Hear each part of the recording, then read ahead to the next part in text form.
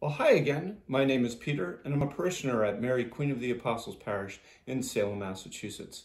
This is my weekly reflection on the real presence of Jesus in the Eucharist. In this week's Gospel, Jesus and the apostles wanted to get away from the crowds and have some peaceful time by themselves. So they went by boat to a place that they expected to be quiet. But the crowd followed them on land, and a bigger crowd gathered at their destination. But rather than turn around and leave or express his frustration, when Jesus saw the vast crowd, his heart was moved with pity for them, as we hear in the Gospel. Every once in a while when I read a passage like this, I suspect the English word doesn't do justice to the meaning of the story. So what does it mean that Jesus was moved with pity?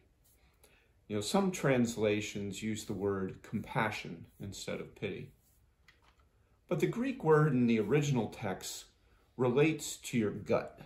So I think of it as a kind of this gut-wrenching feeling you get when you feel really sorry for someone else's misfortune or suffering. There really isn't a good English word for that feeling. And why did Jesus feel this way? And the Gospel tells us because he saw the people were like a sheep without a shepherd. In other words, he saw the people as needing someone to teach and lead and guide them. And so that's what he started to do. So how can this reading help us reflect on the real presence of Jesus in the Eucharist? Well, I think it helps to know that this story is the lead into next week's Gospel, where Jesus feeds thousands, basically this crowd he's been teaching.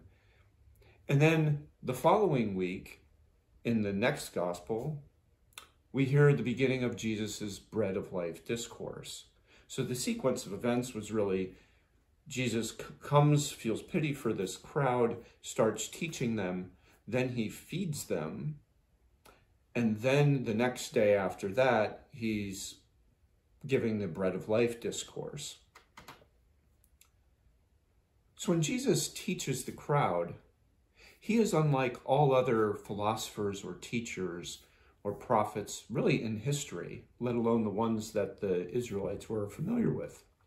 Any other person in history who is known as a great teacher or philosopher or a great mind.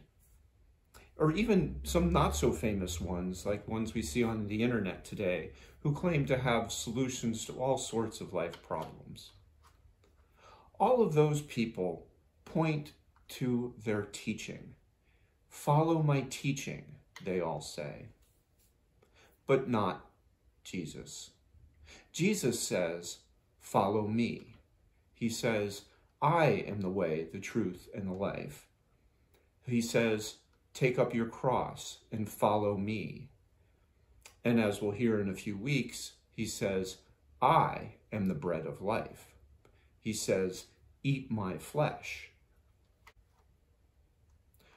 So, unlike all of those other teachers, Jesus points to himself, not his teaching. And with respect to the real presence of Jesus in the Eucharist, he says, I am this bread of life. It is my flesh that is given up for the life of the world, and it is this flesh that he wants us to eat in the Eucharist. So, when we worship at Mass this Sunday, whether in person or virtually, whether receiving communion or not, or performing a spiritual communion, imagine being like a sheep looking for a shepherd, and hearing Jesus' voice saying, I am the way, the truth, and the life. I am the bread of life. Come follow me. May God bless you, and see you next week.